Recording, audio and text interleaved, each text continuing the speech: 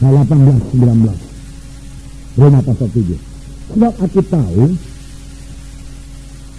bahwa di dalam aku, yaitu dalam, sebab aku tahu bahwa di dalam aku, yaitu dalam aku sebagai manusia, tidak ada sesuatu yang baik.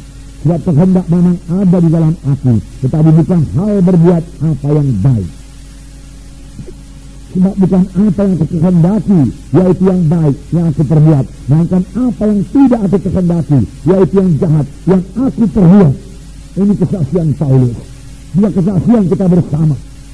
Ngerti? Apa yang jahat, apa yang tidak baik, itu yang aku perbuat. Mengapa, saudaraku? Karena kita masih di bawah hukum dosa, saudaraku. Di bawah hukum dosa. Apakah jawaban bagi ini, bagi hal ini, saudaraku? Ayat 24. Aku, manusia celaka, siapakah yang akan melepaskan aku dari tubuh maut ini? Tuhan kita. Inilah jawabannya, saudaraku. Kemudian pasal 8 ayat 1 berkata, demikianlah sekarang tidak ada penghukuman bagi mereka yang ada dalam Kristus Yesus. Roh yang memberi hidup telah memerdekakan kami dalam Kristus dan dari hukum dosa dan hukum maut. Ayat 2, roh yang memberi hidup atau Roh Kudus telah memerdekakan kami dalam Kristus dari hukum dosa dan hukum maut. Roh Kudus membebaskan dari hukum dosa dan hukum maut. Apakah itu hukum dosa? Saudara, kita semua mengetahui hukum gravitasi. Daya tarik bumi. Kalau saya lempar ini ke atas, jatuh ke bawah, berarti.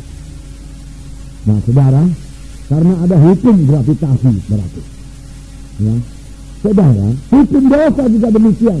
Kita mau berbuat baik, jatuh kepada dosa. Kita mau berbuat baik, jatuh kepada dosa. Apakah jalan keluarnya? Apakah yang membebaskan kita daripada hukum dosa itu? Berarti di sini dikatakan Roh Kudus, dia katakan memerdekakan kamu daripada hukum dosa. Hanya satu pembebas, saudaraku, yaitu Roh Suci, saudaraku. Roh Suci menyebabkan saudara hidup menang terhadap dosa. Tidak perlu lagi jatuh bangun, saudaraku. Itu sebabnya semua kita perlu dibaptiskan oleh Roh Kudus.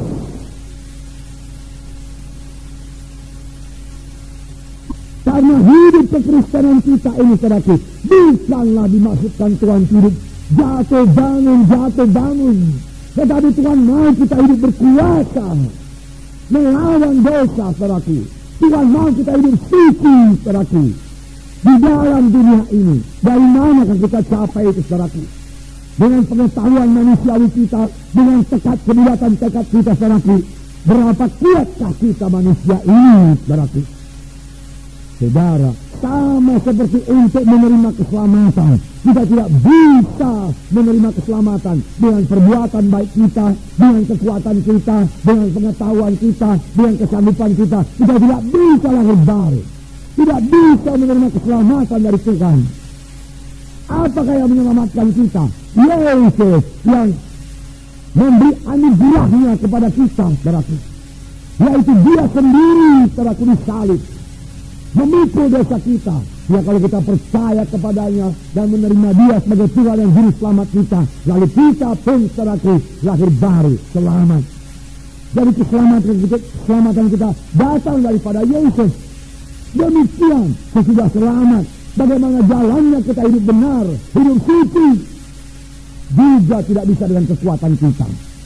Kita perlu oknum ketiga, yaitu Roh Kudus yang berdiam dalam kita, supaya kita bisa hidup benar, hidup suci, saudaraku. Supaya kita bebas daripada hukum dosa. Apakah itu hukum dosa? Saya ulangi lagi, saudaraku.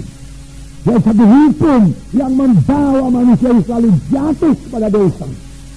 Mau berbuat baik, tapi dosa datang duluan. Lalu dia berduka cita, menyesal, menangis, saudaraku. Ampuni saya. Lalu Tuhan mengampuni, memberikan darah yang menyucikan kita. Lalu damai Tuhan kembali lagi, persekutuan kembali lagi, saudaraku. Kita merasa suka cita, berapa waktu kemudian jatuh lagi kepada dosa, saudaraku. Nah, saudara yang kasih dalam nama Yesus, bagaimana kita menang terhadap dosa ini, saudaraku? Bagaimana kita bebas dari hukum dosa ini, saudara? Saudara yang kasih dalam nama Yesus, Roh itulah yang membebaskan kamu dari hukum dosa. Roh Tuhan membebaskan kita daripada hukum dosa itu, saudara. Saudara yang kasih dalam nama Yesus, ini perlunya baptisan Roh Kudus. Ini perlunya baptisan Roh Kudus, saudaraku. Jadi terutama untuk diri kita lebih dahulu. Saudara, apakah kita sudah dibaptiskan Roh Kudus tidak bisa lagi jatuh kepada dosa?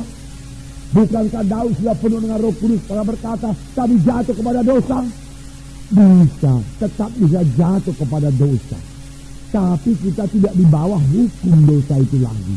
Mereka, saudara, kita sudah merdeka dari hukum dosa itu.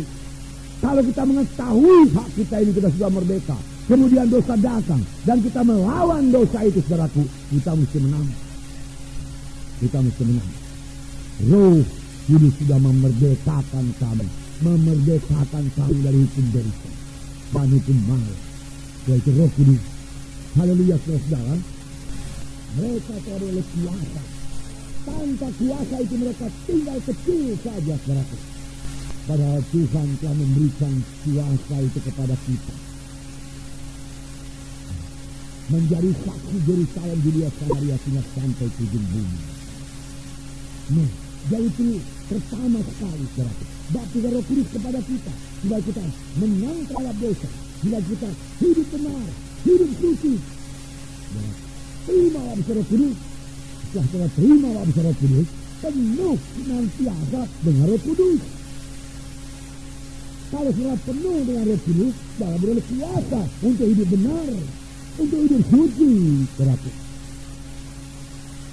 Kalau sudah penuh dengan Roh Kudus, dan sudah baca firman Tuhan, saudara menjadi mengerti firman Tuhan ini. Kalau sudah penuh dengan Roh Kudus, dan sudah melayani, pelayan saudara diurapi oleh Roh Kudus. Jadi untuk diri kita sendiri, saudara. Yang kedua, saudaraku, Roh Kudus memberikan kuasa dalam pelayanan. Berikan kuasa dalam pelayanan. Sehingga pelayanan kita ini berhasil dan berbuah. Saudara, untuk berbuah itu perlu kuasa, saudara, kuasa. Kuasa Roh Kudus yang mengurapi kita.